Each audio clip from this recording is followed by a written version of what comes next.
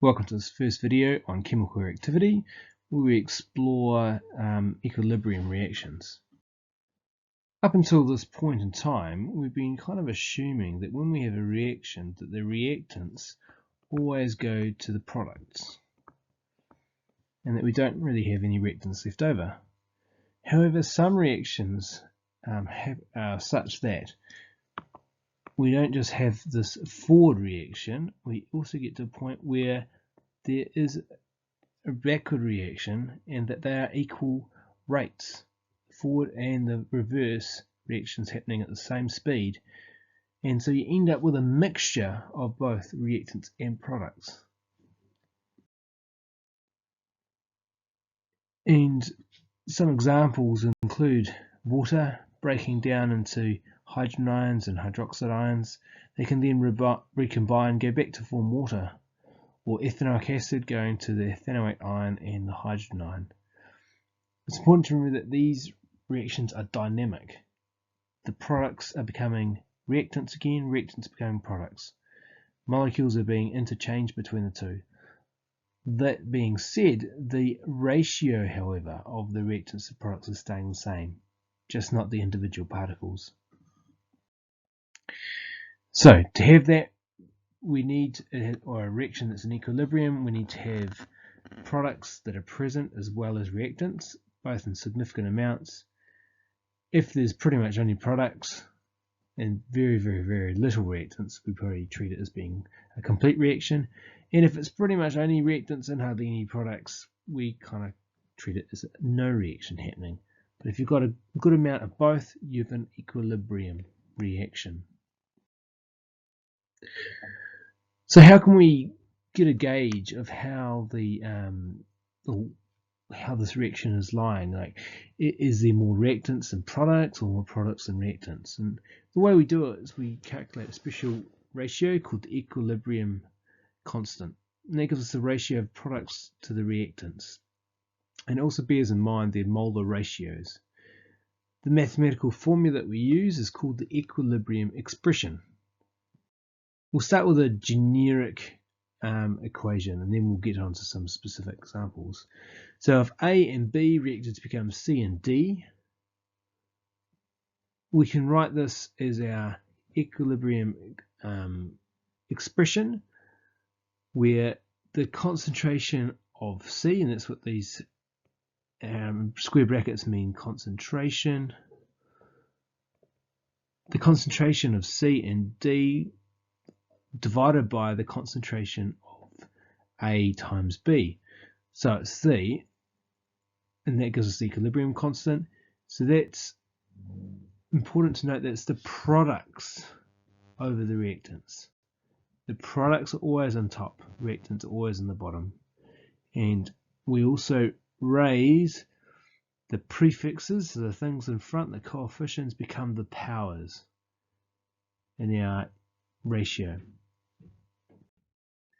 So here's an example reaction. We've got carbon monoxide reacting with water to make carbon dioxide and hydrogen. So these are our products. Oh, that's the P for products, and these are our reactants. So these guys are going to be on top, these on the bottom. And because there's no numbers in front, just like ones in front, we don't have any powers on these. So that's a nice straightforward one. We put the products on top and the reactants on the bottom. Put them in square brackets, and we write them next to each other, which basically means they're multiplying each other. Not adding together, but multiplying. But we normally don't even write that. We just write next to each other, just like this. Alright, now we've got an equation where there is actually some numbers in front.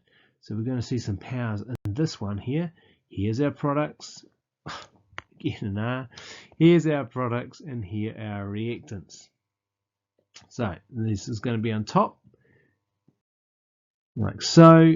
We've got ammonia there, and because there's 2 in here, there's a raised to the power of 2.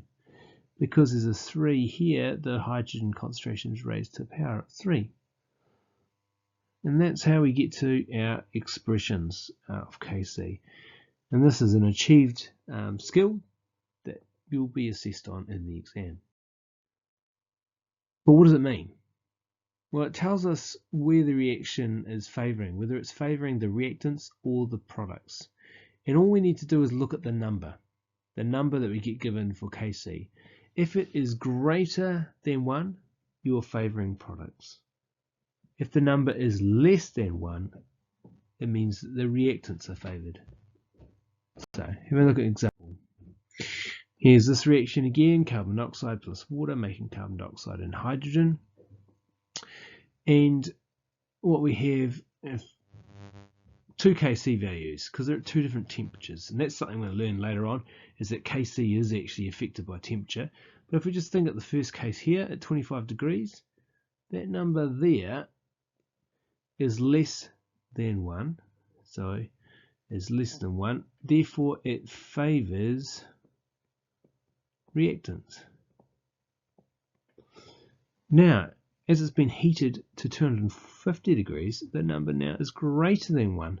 So somehow by heating it up, you have made more products and less reactants, because now it is favouring the products.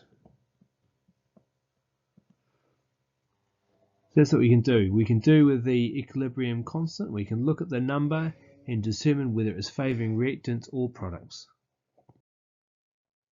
One way might be able to think about it, visualize it. If we think about it here, that if we've got some sort of equilibrium reaction, we've got a bit of a seesaw, and where it is balanced in the seesaw is actually not that you got exactly 50% of both, but that the reaction forward equals the reaction backwards.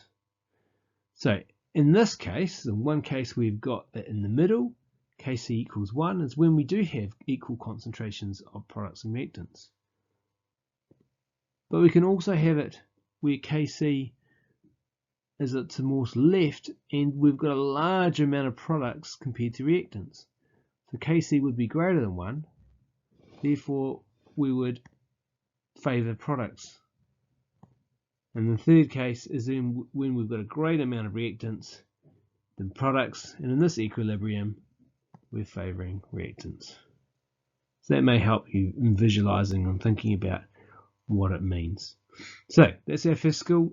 We'd be able to write the equilibrium expression for Kc and then determine whether it's favouring products or reactants.